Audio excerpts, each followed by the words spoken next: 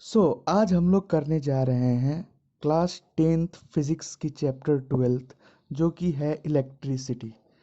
ठीक है। तो हम लोग स्टार्ट करते हैं आज फिजिक्स का फर्स्ट चैप्टर जो है electricity, chapter number 12th class 10 का। तो बेसिकली इलेक्ट्रिसिटी हमारे लाइफ का एक बहुत ही इम्पोर्टेंट पार्ट है। बिना इलेक्ट्रिसिटी बिना करंट के हम लोग कुछ नहीं कर सकते हैं। लाइट से लेके टीवी से लेके फैन से लेके सब कुछ में इलेक्ट्रिसिटी एक बहुत ही इम्पोर्टेंट रोल प्ले करता है हमारे लाइफ में। आज हम लोग इस चैप्टर को बहुत ही अच्छे से करने जा रहे हैं। तो बेसिकली इलेक्ट्रिसिटी स्टार्ट करने से पहले हम लोग को ये जानना है कि इलेक्ट्रिसिटी प्रोड्यूस्ड कहाँ से होता है, इलेक्ट्रिसिटी हम लोग को आता कहाँ से है। ठीक है। तो स्टार्ट करते हैं हम लोग सबसे बेसिक सोर्स जो है चार्ज। तो इलेक्ट्रिसिटी जैसे कि आप सभी को पता है, without electricity life is almost impossible. ठीक है। इम्पॉसिबल इन द सेंस हम लोग को विदाउट, जैसे कि शाम होते ही डार्क हो जाता है, डार्क होने से हम लोग को टॉर्च चाहिए। टॉर्च में हम लोग क्या करते हैं, बैटरी डालते हैं और बैटरी डालने के बाद कनेक्ट करते हैं। गर्मी लगा, फैन चाहिए। ठीक है। टीवी चाहिए, रेफ्रिजरेटर चाहिए, हर एक चीज़ में इलेक्ट्रिसिटी बहुत ही इम्पोर्टेंट रोल प्ले करता है। तो इलेक्ट्रिसिटी बेसिकली है क्या और ये कहाँ से प्रोड्यूस्ड हुआ, तो इसके लिए सबसे फर्स्ट हम लोग पढ़ने जा रहे हैं चार्ज। तो चार्ज मैं आपको बता दूं कि चार्ज होता क्या है।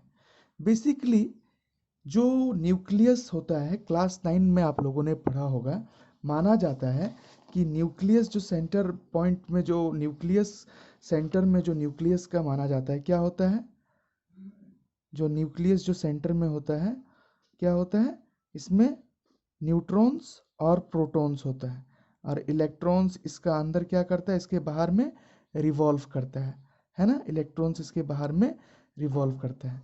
तो चार्ज बेसिकली दो टाइप्स के होते हैं, एक होता है पॉजिटिव चार्ज और एक होता है नेगेटिव चार्ज। तो हम लोग का इलेक्ट्रिसिटी जो जनरेट होता है, जो करंट हम लोग को प्रोड्यूस्ड होता है, वो बेसिकली माना जाता है वो है हम लोग का नेगेटिव चार्ज। ठीक है। तो फ्लो ऑफ इलेक्ट्रॉन्स, इलेक्ट्रॉन्स जो होता है जो कि नेगेटिव चार्ज होता है, तो हम लोग उसे कह सकते हैं कि जो इलेक्ट्रॉन्स का फ्लो होना किसी भी एक मेटल्स पे, वायर हो, कोई भी कंडक्टर हो, किसी भी चीज़ में अगर इलेक्ट्रॉन्स फ्लो हो रहा है ना, जैसे कि अगर हम लोग मान ले एक वायर में करंट कब फ्लो होता है, करंट जब तब फ्लो होता है जब इसमें क्या होता है, इलेक्ट्रॉन्स होता है फ्लो। ठीक है। तो बेसिकली अगर माना जाए, जो करंट अगर इसमें हम लोग करेक्ट नहीं करने के पहले इलेक्ट्रॉन्स फ्रीली मूव होते हैं, यहाँ पे इलेक्ट्रॉन्स फ्री होता है, they are free to move. But जब यहाँ इलेक्ट्रिसिटी हम लोग करंट से कनेक्ट कर देते हैं, तब इलेक्ट्रॉन्स को एक पर्टिकुलर डायरेक्शन मिल जाता है मूव करने का और उसी डायरेक्शन पे वो मूव करता है। ठीक है। तो अगर बात करें इलेक्ट्रिसिटी या इलेक्ट्रिक करंट की, तो क्या होता है, बेसिकली चार्ज होता है। चार्ज क्या होता है, फ्लो ऑफ इलेक्ट्रॉन, या फिर हम लोग कह सकते हैं इलेक्ट्रॉन्स जो है वो एक कोई एक पाथ पे अगर वो फॉलो कर रहा है तो उसे हम लोग चार्ज कहते हैं। चार्ज बेसिकली दो टाइप्स के होते हैं, एक होते हैं पॉजिटिव चार्ज और दूसरा होता है नेगेटिव चार्ज। इसमें से और एक प्रॉपर्टी है, ये आप लोगों ने 8th क्लास में पढ़ा होगा, like charges repel and unlike charges attract each other. Like charges, अगर हम लोग के पास पॉजिटिव और पॉजिटिव चार्ज है तो ये क्या करेगा, दूर भागने का कोशिश करेगा एक दूसरे से, मतलब रिपेल होगा। बट अगर ऑपोजिट चार्ज है प्लस और minus, then it will try to attract each other. Opposite charges सब तरफ क्या होता है, अट्रैक्ट होता है। ठीक है। तो एक चार्ज का ये सेकेंड प्रॉपर्टी ये है कि लाइक चार्जेस जो होता है वो रिपेल होता है, एक दूसरे से दूर भागता है, और अनलाइक चार्जेस प्लस और माइनस जो होता है वो क्या होता है, एक दूसरे को अट्रैक्ट करता है। ठीक है। उसके बाद इलेक्ट्रिक चार्ज को, जैसे कि हम लोग डिस्टेंस को मेज़र करते हैं मीटर में, टाइम को मेज़र करते हैं टेम्परेचर में, सॉरी टाइम को मेज़र करते हैं हम लोग सेकेंड्स में, टेम्परेचर को मेज़र करते हैं हम लोग केल्विन में, उसी तरह से हम लोग चार्ज को भी मेज़र करते हैं कूलम में। इसका यूनिट कहा जाए, इलेक्ट्रिक चार्ज को हम लोग मेज़र करते हैं कूलम के अंदर। और जो इलेक्ट्रॉन का चार्ज है वो माना जाता है 1.6 इंटू 10⁻⁻19 कूलम। ठीक है। और इसी इलेक्ट्रॉन्स का फ्लो होना कोई भी एक कंडक्टर में या फिर वायर में या फिर कोई एक मेटल में, उसे हम लोग कहते हैं क्या, चार्ज। ठीक है। तो इसे हम लोग कहते हैं चार्ज। अब यहाँ तक चार्ज का कंसेप्ट था हम लोग का, ये चीज़ सभी को क्लियर हो जाना चाहिए। उसके बाद हम लोग आते हैं, दो इम्पोर्टेंट और चीज़ है जो है कंडक्टर्स एंड इंसुलेटर्स। ठीक है, कंडक्टर्स और इंसुलेटर्स को अगर मैं आपको एक्सप्लेन करने जाऊँ तो हमारे अराउंड बहुत सारे सब्सटेंस है, आप देख सकते हैं, जिसमें क्या होता है, करंट जनरेट होता है और किसी किसी में करंट जनरेट नहीं होता है। ठीक है, तो करंट जनरेट होने का मेन कारण मैं आप लोगों को बताया था, इलेक्ट्रॉन्स का फ्लो होना। तो जिस भी कंडक्टर या जिस भी मेटल्स में इलेक्ट्रॉन्स इजीली फ्लो होंगे उसे हम लोग कहते हैं कंडक्टर। या फिर मैंने यहाँ पे लिखा हुआ है, दो substances through which electricity can flow easily are called conductors. इसका एग्जांपल है कॉपर, सिल्वर, एल्यूमिनियम और हम लोग का ह्यूमन बॉडी। ह्यूमन बॉडी को एक बहुत ही गुड कंडक्टर ऑफ इलेक्ट्रिसिटी माना जाता है। इसी वजह से हम लोग को इलेक्ट्रिकल अप्लायंसेस में हम लोग को कभी कल क्या होता है, करंट लग जाती है। ठीक है, और इसका करंट जो हम लोग को लगता है, इसका पीछे का भी कारण ये है कि हम लोग का बॉडी में 70% ऑफ वाटर है। Due to presence of water, water हम लोग के बॉडी में होने के कारण और हम लोग के बॉडी में सॉल्ट्स है जो हम लोग खाते हैं, आयंस जनरेट होता है, इस वजह से हम लोग का बॉडी क्या होता है, एक कंडक्टर की तरह बिहेव करता है और हमें भी इलेक्ट्रिक शॉक लग जाता है। ठीक है, तो कंडक्टर्स को आप अगर समझे तो कोई भी एक ऐसा सब्सटेंस जिसमें करंट पास हो रहा है, जैसे कि आप सिल्वर हो गया, कॉपर हो गया, एल्यूमिनियम हो गया, हम लोग का बॉडी हो गया। ठीक है, तो इन सब चीज़ों को हम लोग कंडक्टर्स कह सकते हैं। बट कुछ सब्सटेंसेस ऐसा है जैसे कि ग्लास, रबड़, पेपर, वुड, इसमें क्या होता है, अगर हम लोग कुछ भी इलेक्ट्रिकल अप्लायंसेस छूते हैं तो नीचे हम लोग क्या पहनते हैं, स्लीपर्स पहनते हैं ताकि हम लोग को करंट ना लगे। तो ये बिहेव करता है इंसुलेटर की तरह। ठीक है, इंसुलेटर की तरह बिहेव करने का मतलब ये है कि इसमें सर्किट कंप्लीट नहीं होता है। अगर हम लोग कुछ भी चीज़ को छूते हैं, इंसुलेटर्स अगर हम लोग के साथ प्रेजेंस है तो हम लोग को शॉक नहीं लगता है, या आप कह सकते हैं इंसुलेटर में करंट फ्लो नहीं हो सकता है। तो वो सब्सटेंसेस जिसमें इलेक्ट्रॉन्स इजीली फ्लो नहीं होता है या फिर बिल्कुल ना हो, उसे हम लोग कहते हैं इंसुलेटर। इसका एग्जाम्पल है ग्लास, रबड़, वुड और बहुत सारे एग्जाम्पल्स है इसका। ठीक है, तो कंडक्टर्स और इंसुलेटर्स का डेफिनेशन आप लोगों को पता चल गया। कोई भी एक ऐसा सब्सटेंस जिसमें इलेक्ट्रिसिटी फ्लो हो उसे हम लोग कहते हैं कंडक्टर्स, और कोई भी एक ऐसा सब्सटेंस जिसमें इलेक्ट्रिसिटी ना फ्लो हो उसे हम लोग कहते हैं इंसुलेटर्स।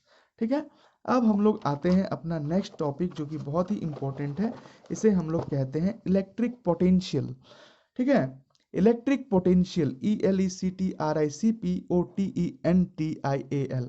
पोटेंशियल मतलब आप सभी को पता है, पोटेंशियल का मतलब होता है काबिलियत, और इलेक्ट्रिक मतलब करंट। तो करंट का काबिलियत किसे कहते हैं वो हम लोग जानते हैं। अभी आप इमेज कर लीजिए, हमारे पास एक पॉइंट है ए यहाँ पे, और हम लोगों के पास एक बहुत दूर में एक चार्ज है। तो इस चार्ज को हम लोग को इस पॉइंट से लेके अगर इस पॉइंट में लाना हो तो हम लोग को एक वर्क चाहिए, एनर्जी चाहिए।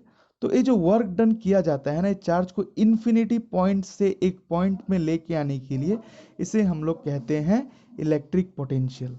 Amount of work done in bringing this charge from infinity, हम लोग कहाँ से लेके आ रहे हैं चार्ज को, इन्फिनिटी से लेके कोई एक पॉइंट में अगर हम लोग चार्ज को लेके आते हैं, उस वर्क डन को कहा जाता है इलेक्ट्रिक पोटेंशियल। ठीक है, उसके बाद इसमें और एक चीज आता है जिसे हम लोग इलेक्ट्रिक पोटेंशियल या फिर पोटेंशियल डिफरेंस भी कहते हैं। जैसे कि मैंने फर्स्ट में आपको कहा, अगर हम लोग कोई चार्ज को इन्फिनिटी से उठाकर बहुत दूर से चार्ज ट्रेवल कर रहा है कोई एक पॉइंट तक, तो उसे हम लोग कहते हैं इलेक्ट्रिक पोटेंशियल। बट कभी कभी आपको पूछता है एग्जाम में कि electric potential between two points या इलेक्ट्रिक पोटेंशियल डिफरेंस क्या होता है। तो इसका डेफिनेशन ये है, कोई अगर चार्ज है हम लोग उस चार्ज को एक पॉइंट से उठाकर दूसरा पॉइंट पे, मतलब यहाँ पे बात ये है, दोनों पॉइंट्स हम लोग के पास फिक्स है, पॉइंट नंबर ए और पॉइंट नंबर बी। हम लोग बेसिकली चार्ज को उठाकर एक पॉइंट से दूसरे पॉइंट पे लेके आ रहे हैं।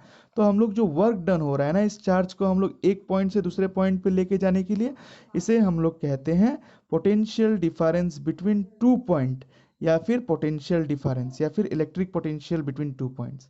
तो आपको ये चीज़ क्लियर करना है, इलेक्ट्रिक पोटेंशियल हम लोग कहते हैं हम लोग का वर्क का काबिलियत, हम लोग का वर्क जो कर रहे हैं, हम लोग काम कर रहे हैं, कार्य जो कर रहे हैं, एक चार्ज को इन्फिनिटी से एक पॉइंट में लेके आने को, उसे हम लोग कहते हैं इलेक्ट्रिक पोटेंशियल। और एक चार्ज को एक पर्टिकुलर पॉइंट से दूसरा पर्टिकुलर पॉइंट पे अगर हम लेके जा रहे हैं, उसे हम लोग कहते हैं electric potential at A point, या फिर पोटेंशियल डिफरेंस। ठीक है। और बेसिकली अब पोटेंशियल डिफरेंस का बात आ गया है, तो पोटेंशियल डिफरेंस आप लोगों को पता है, मैंने क्या कहा, वर्क डन और चार्ज को जो हम लोग मूव कर रहे हैं, मतलब पोटेंशियल डिफरेंस को हम लोग सिंबल जो इसको यूज करते हैं v है, और इसमें हम लोग क्या कर रहे हैं, वर्क डन कर रहे हैं एक चार्ज को मूव करने के लिए। तो इसका ये बन गया पोटेंशियल डिफरेंस का formula, v equals to W by Q. और यूनिट पोटेंशियल डिफरेंस का आपको याद रखना है, वोल्ट होता है, VOLT। ऐसा unit of potential difference is volt, और इससे हम लोग कैपिटल V भी लिखते हैं। ठीक है। और पोटेंशियल डिफरेंस और यानी कि आप कह सकते हैं वोल्टेज जो हम लोग मेजर करते हैं, उसको मेजर करने के लिए जो इंस्ट्रूमेंट हम लोग यूज करते हैं, उस इंस्ट्रूमेंट का नाम है वोल्ट मीटर। ठीक है। तो पोटेंशियल डिफरेंस क्या होता है, वर्क डन कोई भी चार्ज को मूव करने में, उसे हम लोग कहते हैं पोटेंशियल डिफरेंस। पोटेंशियल डिफरेंस को हम लोग क्या कहते हैं, जो ऐसा यूनिट होता है पोटेंशियल डिफरेंस का, वोल्ट होता है, और उसे हम लोग कैपिटल V से डिनोट करते हैं। और जो इंस्ट्रूमेंट हम लोग यूज करते हैं पोटेंशियल डिफरेंस को मेजर करने के लिए, उसे हम लोग कहते हैं वोल्ट मीटर। तो अभी कभी कभी एग्जाम्स में बोर्ड में पूछ लिया जाता है कि 1 वोल्ट आप डिफाइन करो, 1 वोल्ट क्या होता है। तो बेसिकली आप देखो, आप लोगों को पता होगा वर्क का हम लोग का जो यूनिट है वो होता है जूल, और हम लोग का चार्ज का जो यूनिट है वो होता है कूलम। ये चीज़ आपको पता होगा। अगर आपसे एग्जाम में पूछ लिया जाए व्हाट इज 1 वोल्ट या फिर डिफाइन 1 वोल्ट, तो आप ये कहेंगे 1 volt is defined as the if 1 joule of work is done. इसको हम लोग जैसे कि 1 पकड़ा गया तो हम लोग वर्क में भी 1 पकड़ लेंगे। If 1 joule of work is done in bringing 1 coulomb of charge from 1 point to another. तो मैंने लिखा है यहाँ पे, the potential difference between 2 points is said to be 1 volt if 1 joule of work। 1 joule हम लोगों ने क्यों पढ़ा, क्योंकि हम लोग के पास यहाँ पे था 1 वोल्ट को डिफाइन करना। तो हम लोग 1 वोल्ट को तभी डिफाइन कर पाएंगे जब न्यूमरेटर और डिनोमिनेटर में वर्क और चार्ज का यूनिट क्या लेंगे, 1 यूनिट लेंगे। तो 1 volt if joule of work is done in moving 1 coulomb of charge from 1 point to another. तो हम लोगों ने यहाँ से लिखा 1 volt equals to 1 joule by 1 coulomb. Volt का यूनिट वोल्ट था, वर्क डन का जूल था, चार्ज का कूलम था। तो 3 चीज यहाँ से आपको डेफिनेशंस मिल गया है। फर्स्ट हम लोगों ने पढ़ा इलेक्ट्रिक पोटेंशियल क्या होता है, इन्फिनिटी से अगर हम लोग कोई भी चार्ज को उठाकर एक पॉइंट में लेके आते हैं, उसे हम लोग कहते हैं इलेक्ट्रिक पोटेंशियल।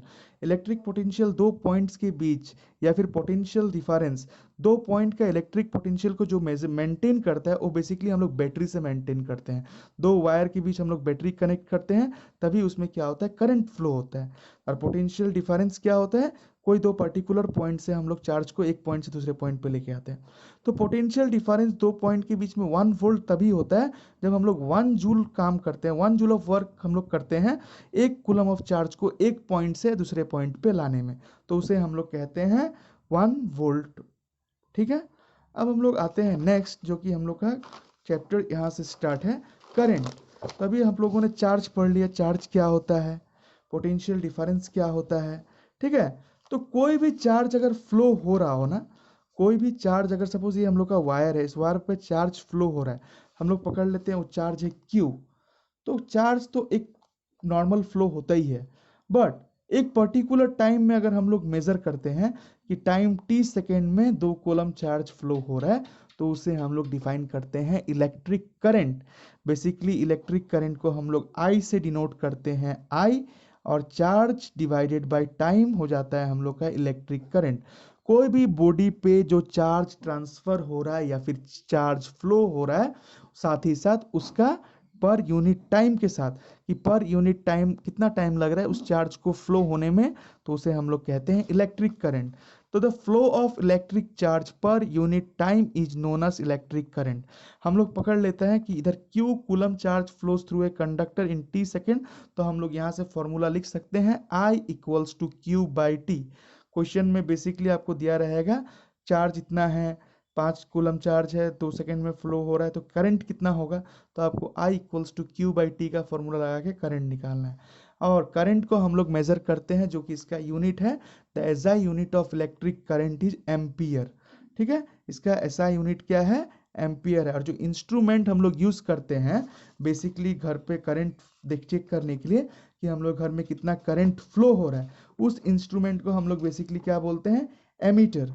ठीक है, हम लोग एमीटर से मेजर करते हैं कि करंट कितना फ्लो हो रहा है, रेट ऑफ करंट क्या है। ठीक है, तो ये एमीटर एक ऐसा इंस्ट्रूमेंट है जिससे हम लोग क्या मेजर करते हैं, करंट मेजर करते हैं, राइट। तो आपको ध्यान पे रखना है, जो चार्ज फ्लो हो रहा है पर यूनिट टाइम उसे हम लोग कहते हैं इलेक्ट्रिक करंट। और इलेक्ट्रिक करंट का यूनिट क्या होता है, it's SI unit of electric current हम लोग का हो जाता है एम्पियर। और इसे हम लोग मेजर करते हैं जो इंस्ट्रूमेंट से, उस इंस्ट्रूमेंट का नाम क्या है, उस इंस्ट्रूमेंट का नाम है एमीटर। तो ये जो है बेसिक्स चीज है। ठीक है, तो इलेक्ट्रिसिटी में चार्ज फ्लो होता है, आप लोगों ने पढ़ा, charge per unit time flow हो तो उसे हम लोग कहते हैं एमीटर। अब हम लोग देखते हैं, जैसे कि अभी हम लोगों ने पोटेंशियल डिफरेंस में पढ़ा था 1 वोल्ट। ठीक है, मैं आप लोगों को पिक्चर में दिखा दे रहा हूँ, ये है एमीटर। अगर हम लोग वायर जो हम लोग घर में कनेक्ट होता है ना, वायर को अगर हम लोग यहाँ पे कनेक्ट करें दोनों एंड में, तो हम लोग को पता चल जाएगा हमारे घर में कितना करंट फ्लो हो रहा है। जैसे कि 550 एम्पियर, 220 एम्पियर, 500 एम्पियर। तो हम लोग को इस डिवाइस में कनेक्ट करने से पता चल जाता है कि करंट कितना फ्लो हो रहा है हमारे घर पे। तो जैसे कि पोटेंशियल डिफरेंस में आप लोगों ने पढ़ा था 1 वोल्ट, अब हम लोग पढ़ने वाले हैं यहाँ पे क्या, 1 वोल्ट के बाद 1 एम्पियर। तो 1 एम्पियर भी आप लोग इजीली डिराइव कर लोगे।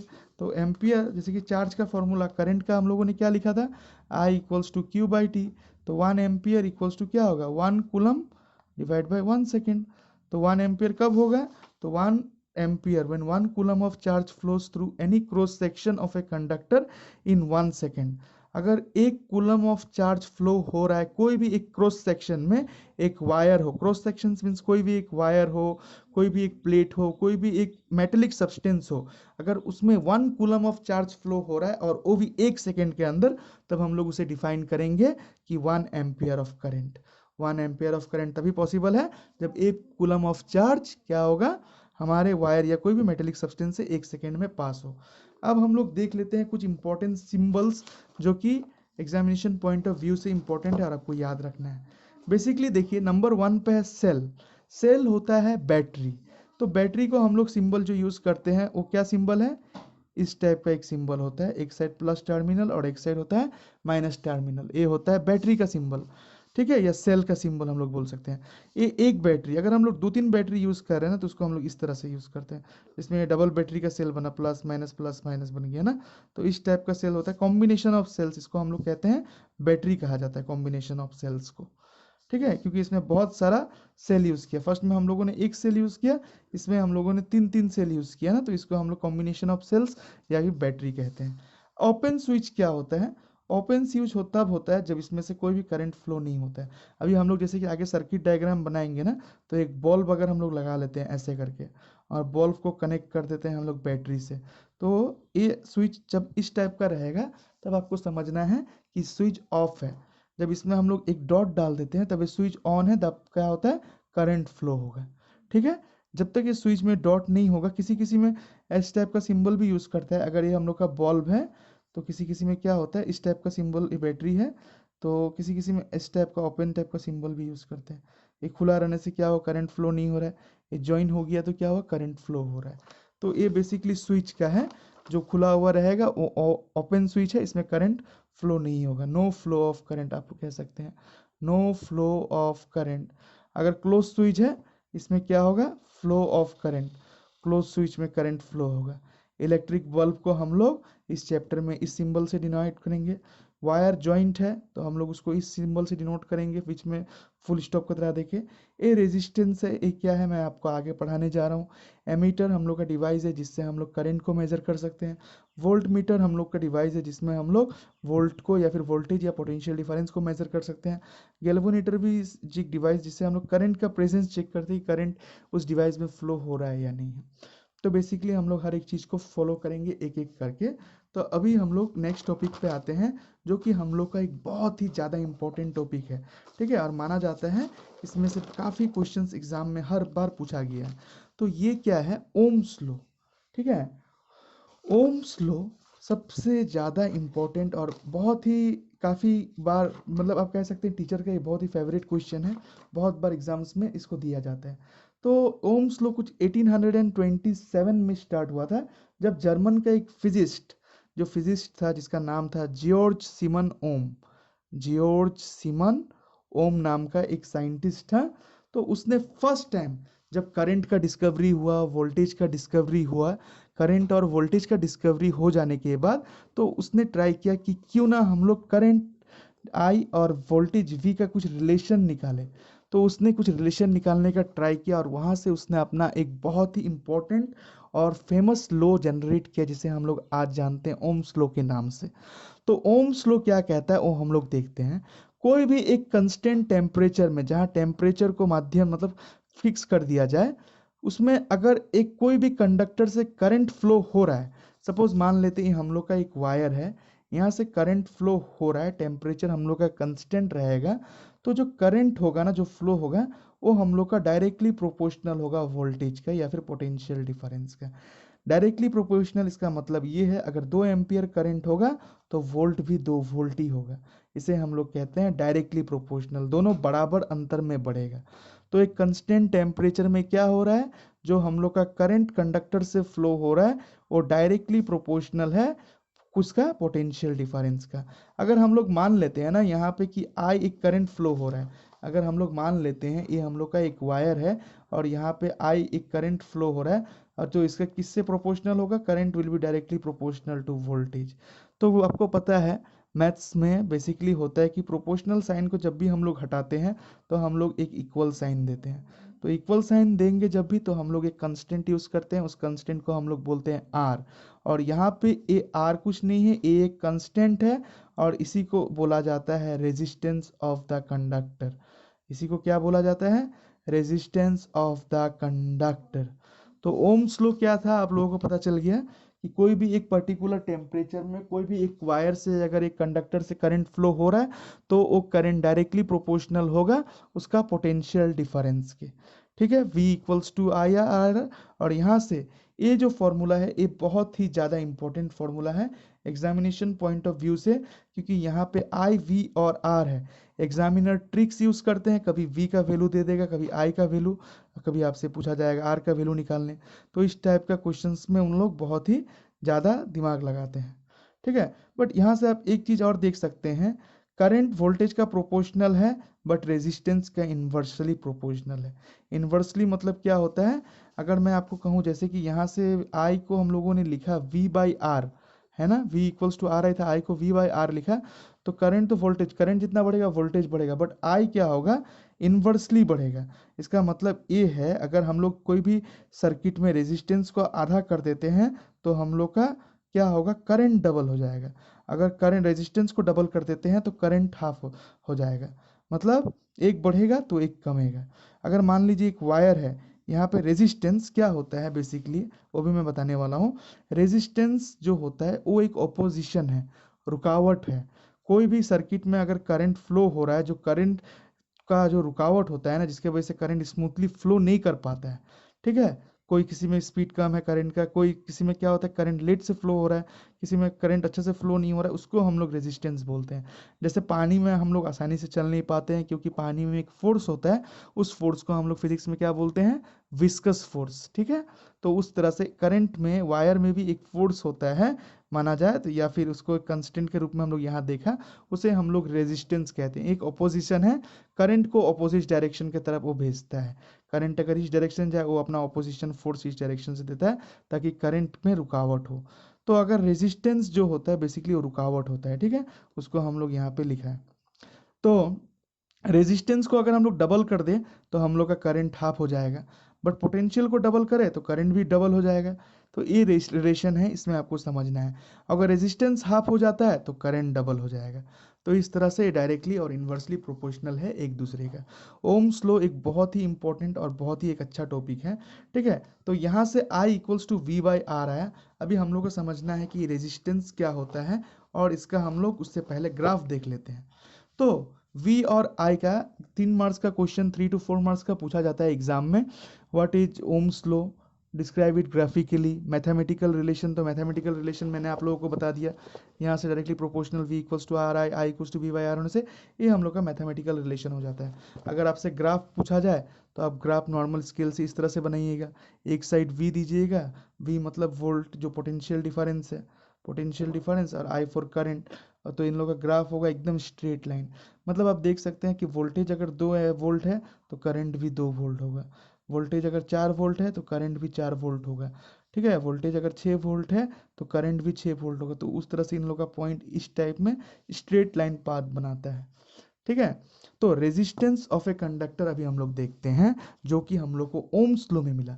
ओम्स लॉ ने हम लोग को क्या बताया, कोई भी एक पर्टिकुलर टेम्परेचर में, कंस्टेंट टेम्परेचर में जो करंट होगा, कोई भी एक वायर से फ्लो होगा, वो डायरेक्टली प्रोपोर्शनल होगा वोल्टेज के, ठीक है। तो डायरेक्टली प्रोपोर्शनल अगर वोल्टेज का होगा करंट, मतलब इसका मतलब ये है करंट जितना फ्लो होगा उसका पोटेंशियल डिफरेंस भी इतना ही होगा, ना आगे ना पीछे हो सकता है। तो वहाँ से हम लोग उस प्रोपोर्शनलिटी साइन को हटाने के लिए हम लोगों ने क्या किया, वहाँ पे एक कंस्टेंट लगाया और उस कंस्टेंट का नाम रख दिया रेजिस्टेंस। और रेजिस्टेंस क्या है, कंडक्टर का वो काबिलियत जिसके वजह से उसमें करंट का रुकावट हो रहा है, जिसमें करंट इजीली फ्लो नहीं हो रहा है, जिस करंट से करंट क्या हो रहा है, इजीली फ्लो नहीं हो पा रहा है कोई एक कंडक्टर में, ठीक है। अगर एक वायर है, आप देख सकते हैं हर एक वायर का रेजिस्टेंस अलग होता है, कोई वायर में करंट बहुत आसानी से चले जाता है, कोई कोई वायर में करंट क्या होता है, अच्छे से पास नहीं हो पाता है। तो उसका रीज़न यही है कि उसका रेजिस्टेंस क्या है। अगर उसका रेजिस्टेंस बहुत हाई है, रेजिस्टेंस ज़्यादा है, मतलब करंट कम फ्लो होगा, मतलब उसमें ज़्यादा रुकावट है, और रेजिस्टेंस कम है तो करंट आसानी से फ्लो होगा। तो कंडक्टर का वो कैपेबिलिटी जिसके वजह से जो करंट जो वायर में फ्लो होता है उसमें ओपोजिशन आ जाता है, रुकावट आता है, उसे हम लोग कहते हैं रेजिस्टेंस। और हम लोग ओम्स लॉ से क्या निकाला था, V equals to R I, यहाँ से रेजिस्टेंस का फॉर्मूला क्या बनेगा, R equals to V by I, ऊपर देख सकते हो यहाँ से रेजिस्टेंस का फॉर्मूला क्या है, V बाई आई। और सबसे ध्यान रखने वाली बात ये है, यूनिट जो होता है रेजिस्टेंस का उसे हम लोग ओम से डिनोट करते हैं, और इसका सिंबल कुछ इस टाइप से होता है, और इसका नाम है OH, ohm. The SI unit of resistance is ohm, और इसका सिंबल क्या है मैंने आप लोगों को दिखा दिया यहाँ पे। अब रेजिस्टेंस तो हम लोगों ने पढ़ लिया, तो ये रेजिस्टेंस जो वायर है जिसकी वजह से करंट कभी इजीली फ्लो नहीं होता है तो कभी इजीली फ्लो हो जाता है, तो ये रेजिस्टेंस भी कुछ चीज़ पे डिपेंड करता है। हाँ, डिपेंड तो करता है। अब हम लोग देखते हैं कि ये रेजिस्टेंस किन किन चीज़ों पे डिपेंड करता है, ठीक है, और अच्छे से इसको समझते हैं, ठीक है। तो रेजिस्टेंस जो डिपेंड करता है, नंबर 1 वो है length of the conductor, length of the conductor, या फिर आप कह सकते हैं उस वायर की लंबाई में। अब वायर की लंबाई में कैसे रेजिस्टेंस डिपेंड करता है, अभी हम लोगों को पता है जो रेजिस्टेंस होगा ना वो डायरेक्टली प्रोपोर्शनल होगा लेंथ का, जितना ज़्यादा लेंथ होगा उतना ज़्यादा उसमें रेजिस्टेंस होगा, जितना ज़्यादा रेजिस्टेंस मतलब उतना ज़्यादा उसमें क्या होगा, रुकावट होगा, रुकावट होगा करंट का उतना ही ज़्यादा, ठीक है। अगर हम लोग सपोज करते हैं हम लोग के पास 2 वायर है, एक वायर है 20 मीटर का और एक वायर है 5 मीटर का, राइट। हम लोग के पास 2 वायर है, एक वायर का लंबाई है 20 मीटर और दूसरी वायर की लंबाई है 5 मीटर। तो इन दोनों वायर्स में अगर हम लोग करंट को पास करते हैं तो आपको पता है ये वायर बहुत छोटा है, इसमें ज़्यादा रुकावट नहीं होगा और इसमें करंट डायरेक्टली पास हो जाएगा। तो इसमें आप क्या देखा, वायर जितना छोटा है उसमें रेजिस्टेंस उतना कम है, बट ये लंबा वायर जो है इसमें करंट को जाने के लिए थोड़ा टाइम लगेगा फ्लो होने में। तो इसमें क्या हो गया, इसका लंबाई बढ़ने की वजह से इसका रेजिस्टेंस में बदलाव आ गया। तो जहाँ पे वायर का लंबाई बढ़ जाता है वहाँ उसका रेजिस्टेंस भी इंक्रीज हो जाता है। तो नंबर 1 पॉइंट आपको ये याद रखना है, resistance of the conductor depends upon the length of the conductor. जितना लंबा वायर होगा उसमें उतना ही ज़्यादा रेजिस्टेंस होगा, उतना ही ज़्यादा रेजिस्टेंस मतलब उतना ही ज़्यादा करंट का रुकावट होगा। तो एग्जाम में क्वेश्चंस कभी कभी एग्जामिनर ट्रिकी पूछ लेते हैं कि दो वायर का लंबाई इतना इतना है तो किस में करंट इजीली फ्लो होगा। तो जो लंबा वायर होता है उसमें करंट कभी भी इजीली फ्लो नहीं होता है, क्योंकि इलेक्ट्रॉन्स को काफ़ी टाइम चाहिए होता है यहाँ से यहाँ तक फ्लो होने के लिए, एज कम्पेयर टू इस छोटा वाला वायर में। तो आपको ध्यान रखना है रेजिस्टेंस ऑफ ए कंडक्टर किस पे डिपेंड करता है, लेंथ ऑफ द कंडक्टर पे। नंबर 2 पॉइंट आपको याद रखना है, जो रेजिस्टेंस ऑफ द कंडक्टर होता है वो inversely proportional to area of cross section होता है। एरिया ऑफ क्रॉस सेक्शन में आपको बता दूं क्या होता है, जैसे कि ये वायर है, ये जो वायर सपोज कर इतना इसका चौड़ाई मोटा मोटा मोटा है, अगर ये वायर इतना थिक है तो ये इसका एरिया है जो ये पार्ट है, और ये दूसरा वायर हम लोग के पास इतना मोटा, तो ये इसका एरिया है। तो रेजिस्टेंस जो है उसका एरिया को इन्वर्सली डिपेंड करता है, मतलब एरिया जितना बड़ा होगा, एरिया जितना बड़ा होगा कोई भी मटेरियल का, उसमें रेजिस्टेंस उतना ही कम होगा। ठीक है, एरिया जितना बड़ा रेजिस्टेंस उतना कम होगा, और एरिया जितना कम होगा विथ रेजिस्टेंस उतना बड़ा होगा। तो इसका मतलब ये है कि रेजिस्टेंस किसी भी चीज़ का it is inversely proportional to the wire. अगर आप लेंथ डबल करोगे तो रेजिस्टेंस बढ़ जाएगा, बट एरिया में क्या होता है, एरिया जितना ज़्यादा होगा रेजिस्टेंस उतना कम होगा। अभी आप इमेज कर लीजिए, हमारे पास दो वायर है, एक का एरिया 5 मिलीमीटर स्क्वायर है और एक का एरिया पकड़ लीजिए 25 मिलीमीटर स्क्वायर है।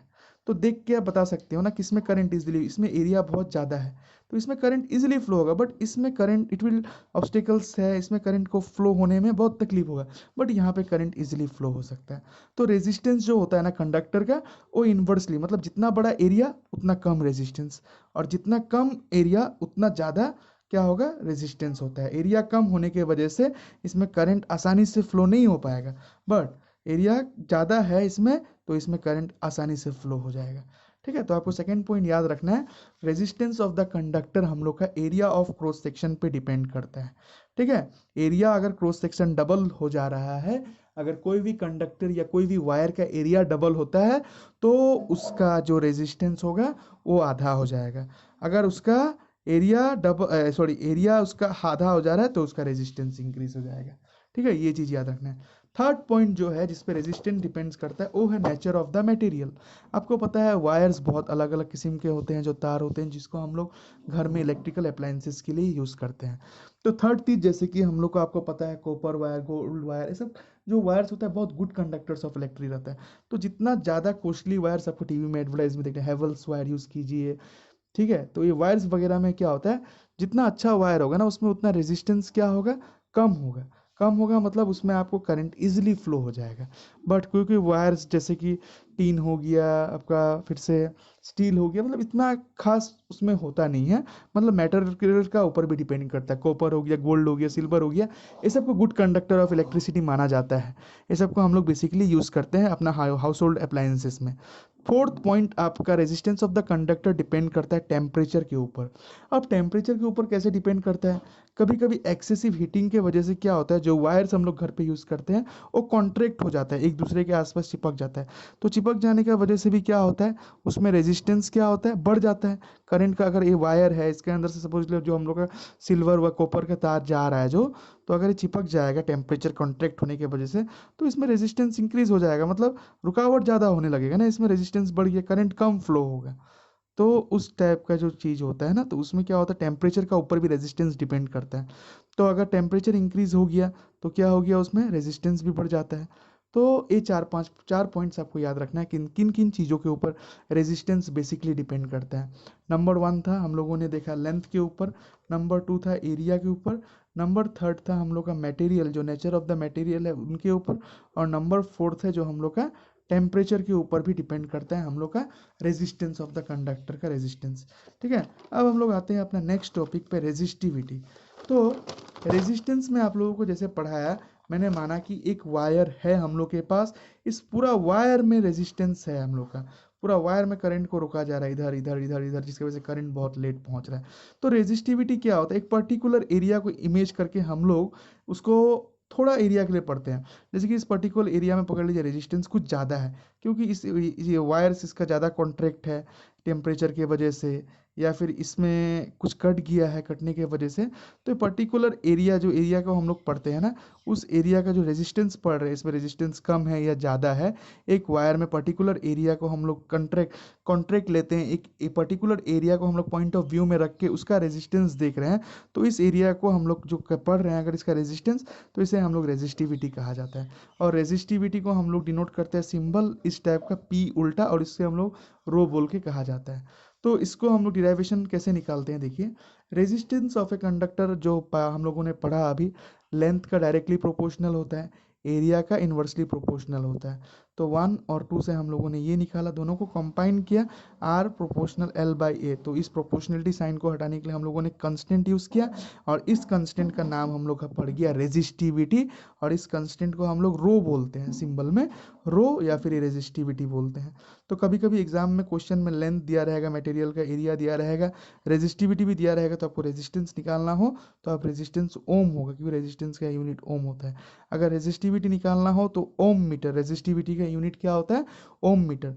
तो रेजिस्टिविटी बेसिकली कुछ नहीं होता है, एक पर्टिकुलर एरिया को हम लोग लेते हैं, एक पर्टिकुलर एरिया में रेजिस्टेंस अगर हम लोग देख रहे हैं ना, तो उसे हम लोग रेजिस्टिविटी कहते हैं। तो यहाँ से हम लोग डिराइव किया है, देख सकते हैं, resistance of a conductor is directly proportional to nth, चलो ठीक है, are proportional to L, number 1 दिया।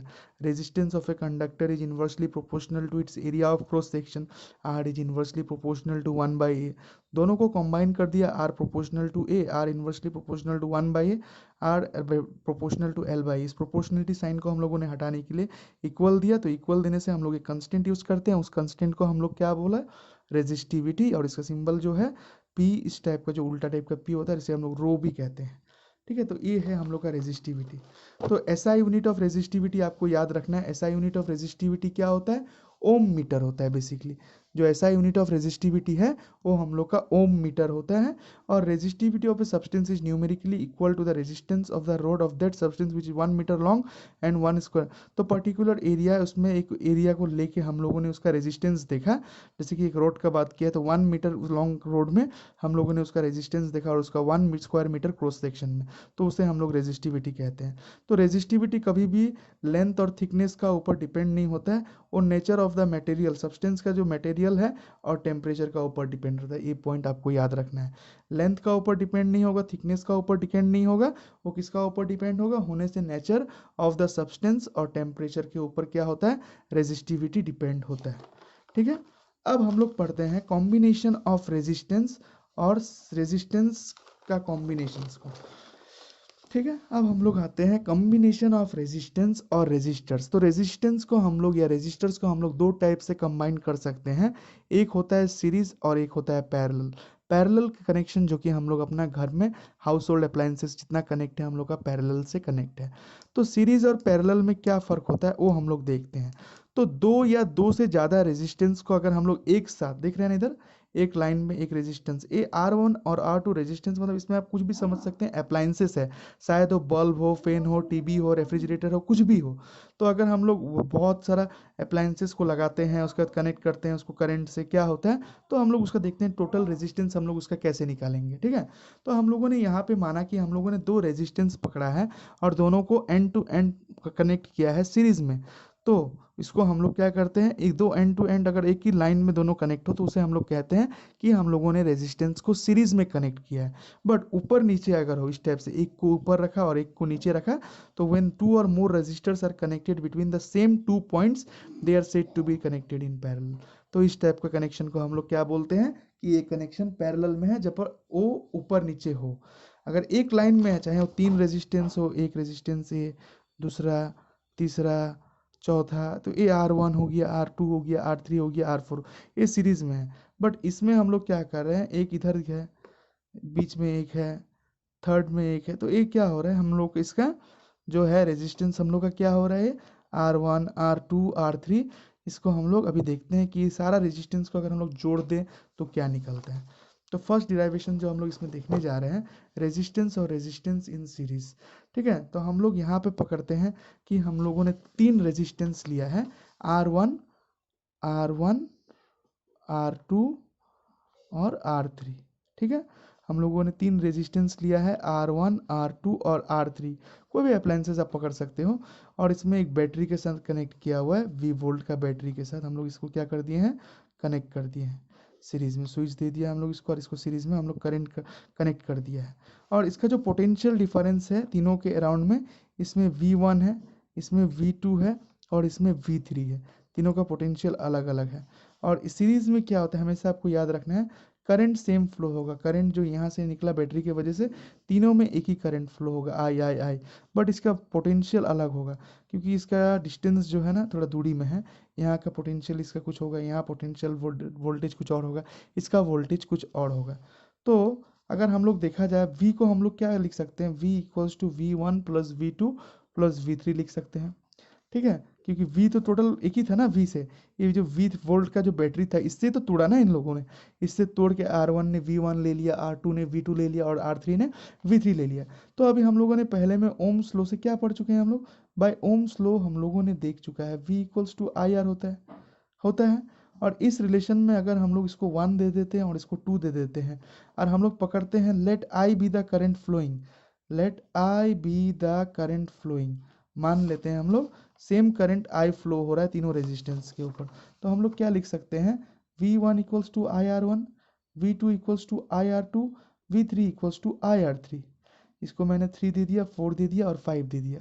उसके बाद मैं क्या करूँगा, equation number 2, equation number 3, equation number 4 और इक्वेशन नंबर 5 को 1 में पुट करूँगा। तो मैं पुट करता हूँ, पुटिंग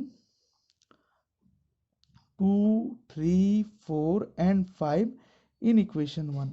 तो इक्वेशन 1 में पुट करने से क्या होता है, V equals to V1 plus V2 plus T3। तो V का मतलब होता है V equals to IR। V1 क्या था हम लोग का, IR1, I, V2 क्या था, IR2 और V3 क्या था, IR3।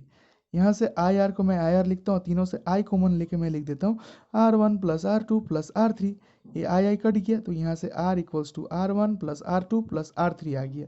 तो रेजिस्टेंस हम लोग अगर सीरीज में देखा जाए तो क्या हुआ, the total resistance is always equals to sum of individual resistance. मतलब जो टोटल रेजिस्टेंस होगा हम लोग का, अगर निकालना हो सीरीज में अगर बोले, तो हम लोग का सम तीनों का जो रेजिस्टेंस होगा उसको प्लस कर लेते हैं।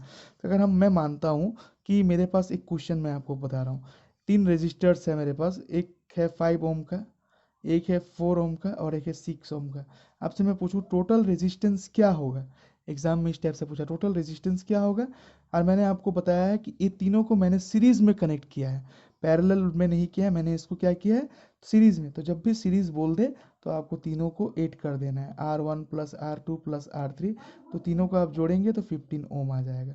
फिर आपको बोलेगा यहाँ से जो तीनों रेजिस्टेंस है, इसमें करंट फ्लो हो रहा है 4 एम्पियर का, तो आपको निकालना है इसका वोल्टेज कितना होगा। तो ओम्स लॉ से आप V इक्वल्स टू IR लगा के V निकालना है आपको, I4 इंटू 15। तो पोटेंशियल हो जाएगा आपका 60 वोल्ट। तो यहाँ से क्वेश्चंस आपको इस टाइप से करना है। क्वेश्चंस में एक कुछ भी दिया रहेगा, उसके मदद से आप सब कुछ यहाँ पे इजीली निकाल सकते हो। बस आपको याद रखना है, सीरीज में अगर हम लोग का रेजिस्टेंस को तीनों को कनेक्ट करते हैं तो सीरीज में करंट हमेशा सेम होगा। ये पोटेंशियल जो है V, ये तीनों आपस में बढ़ जाता है, V1, V2 एंड V3। और हम लोग का यहाँ से जो टोटल रेजिस्टेंस निकल के आएगा वो R equals to R1 plus R2 plus R3 होगा। ठीक है, तो इस टाइप के क्वेश्चन में किसी भी प्रकार का क्वेश्चन हो तो आप इसको आराम से इसका आंसर निकाल सकते हैं सीरीज में, अगर क्वेश्चन सीरीज में दिया हो। ठीक है, एक क्वेश्चन अगर हम लोग और देख लेते हैं, यहाँ पे एक क्वेश्चन मैं करवाता हूँ जिसमें लिखा है हम लोग के पास 5 रेजिस्टेंस है, 5 रेजिस्टेंस है हम लोग के पास, जिसका यूनिट दिया हुआ है 15 ओम, 12 ओम, 10 ओम, 13 ओम।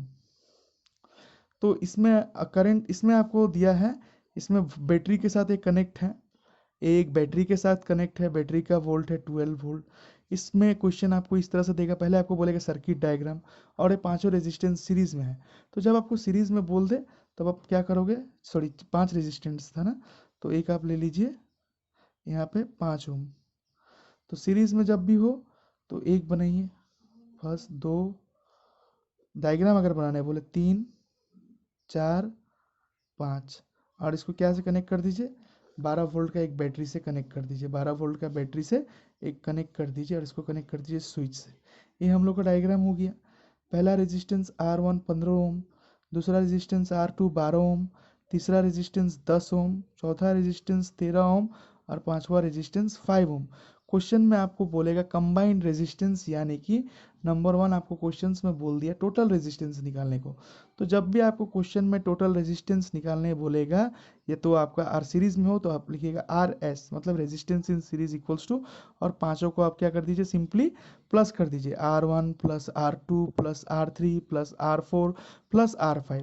तो आप यहाँ जब पांचों को प्लस कर देंगे तो यहाँ फर्स्ट है 15 ohm plus 12 ohm plus 10 ohm plus 13 ohm plus 5 ओम।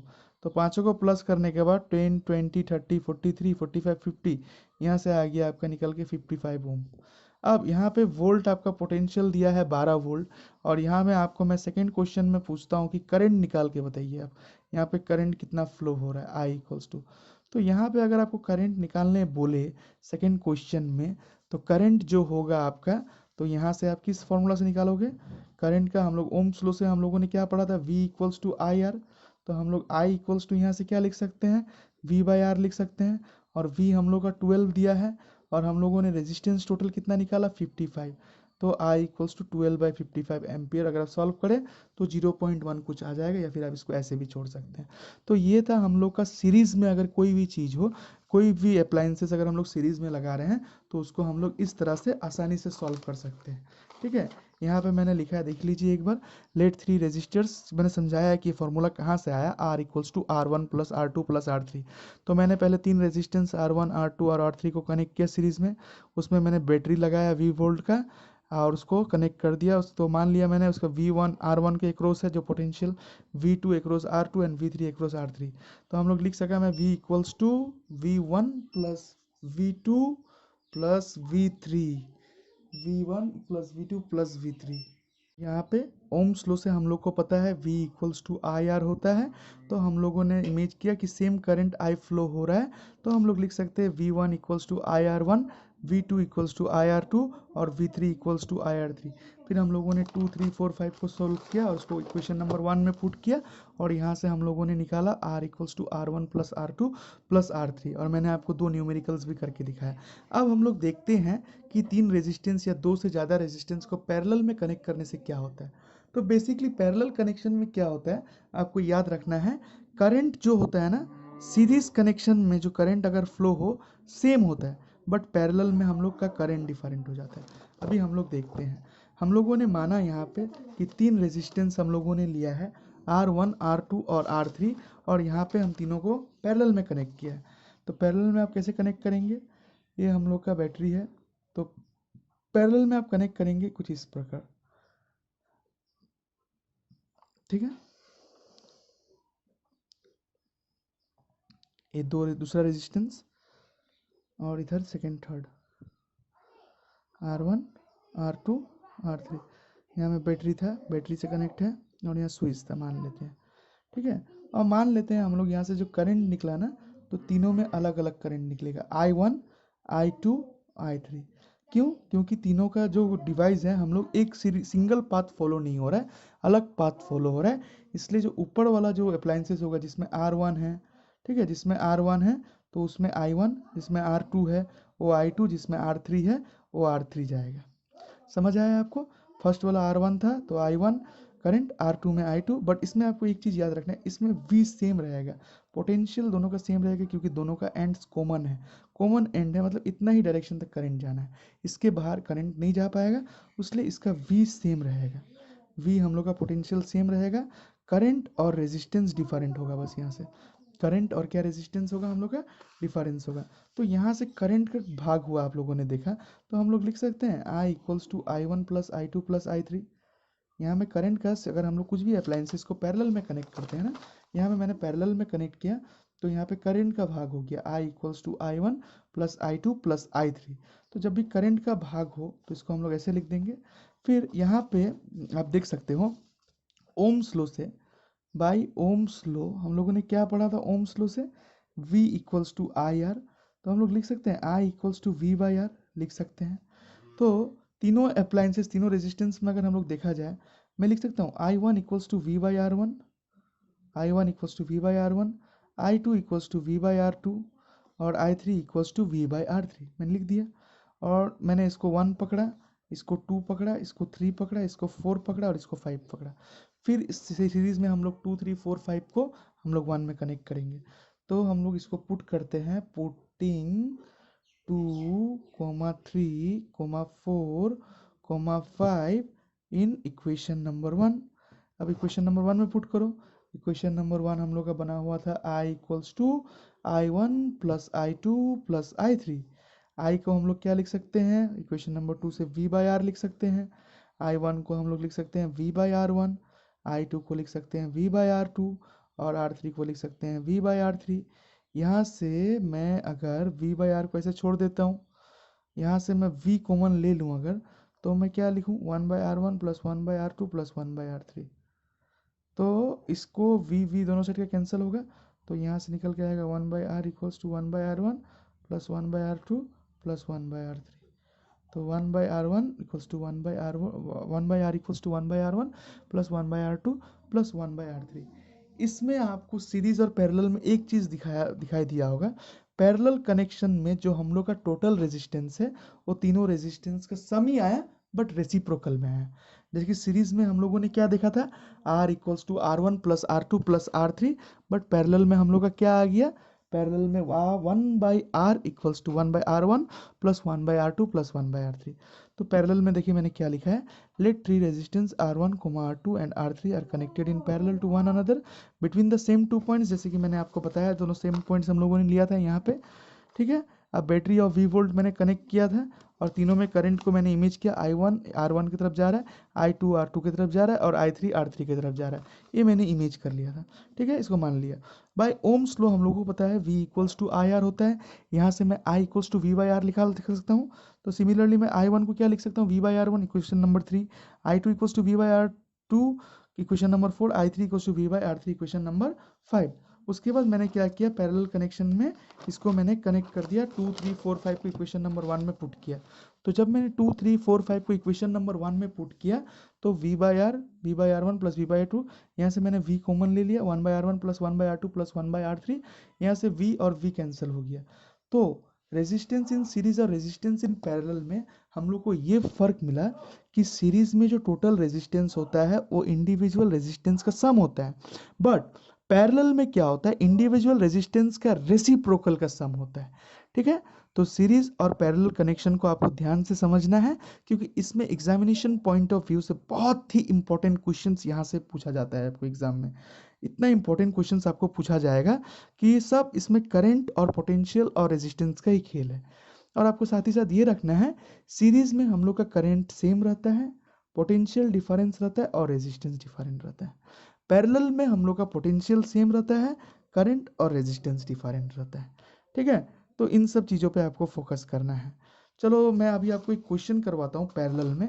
पैरेलल कनेक्शन में मैं आपको बोल देता हूँ कि मेरे पास 3 रेजिस्टेंस है, मेरे पास 3 रेजिस्टेंस है, 2 ओम, 3 ओम, 5 ओम। तीनों को मैंने पैरेलल कनेक्शन में एक किया, पैरेलली मैंने एक किया, ठीक है। और मैंने इसमें करंट 5 एम्पियर का सर्किट में फ्लो किया, करंट 5 एम्पियर को मैंने पास किया सर्किट में। आप इसका डायग्राम बनाओ, ठीक है। टोटल रेजिस्टेंस निकालो, पहले total resistance diagram, circuit diagram बनाओ और इससे आप वोल्ट निकाल के दो, वोल्टेज पोटेंशियल डिफरेंस। तो स्टार्ट करते हैं। पैरेलल है, 3 है, एक हो गया यहाँ, फिर दूसरा,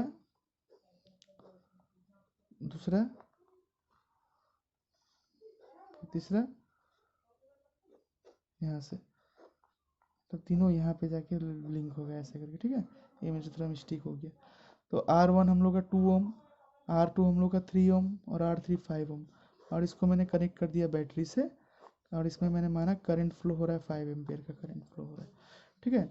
तो टोटल रेजिस्टेंस जब आपको क्वेश्चन में निकालने बोलेगा, डायग्राम तो हम लोगों ने बना लिया, अब टोटल रेजिस्टेंस निकालने बोल रहा है, तो 1/R equals to R P भी आप लिख सकते हैं, रेजिस्टेंस इन पैरेलल है क्योंकि तीनों रेजिस्टेंस क्या पैरेलल में है।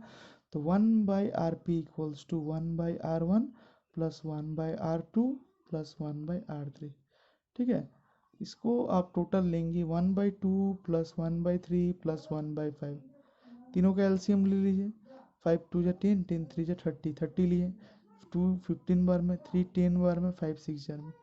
ठीक है, तो यहाँ से 25 31/30 हम लोग का टोटल रेजिस्टेंस आ गया ओम। अब यहाँ पे हम लोग को वी भी निकालना है, तो जब भी वी निकालने बोलेंगे तो हम लोग ओम्स लॉ का इस्तेमाल करेगा। तो बाई ओम्स लॉ हम लोग को पता है V equals to I R, हम लोग को निकालना है वी। तो करंट हम लोग के पास कितना दिया है 5 एम्पियर का, और यहाँ पे 31/30 हम लोग का ओम का आर है। तो 5 6 जा 30, तो 31/6 ओम तो हम लोग का वोल्ट आया, हम लोग का पोटेंशियल। इसको हम लोग डिवाइड करें तो 5.1 वोल्ट हम लोग का इसका जो पोटेंशियल डिफरेंस या फिर वोल्टेज है वो निकल के आएगा। तो ये सब बेसिक्स चीज़ है, आपको फॉलो करना है क्वेश्चंस को सॉल्व करते हुए कि रेजिस्टेंस में क्या होता है, सीरीज में क्या होता है, पैरेलल में क्या होता है। ठीक है, तो सीरीज का तो मैंने आपको बता दिया है, सीरीज में आपको क्या रूल फॉलो करना है। पैरेलल में भी मैंने आपको बता दिया, पैरेलल में आपको क्या रूल फॉलो करना है।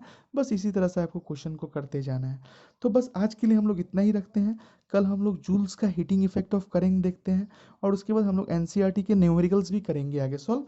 तब तक आप इतना क्वेश्चन जितना मैंने पढ़ाया है इसको थियोरेटिकली देख लिए।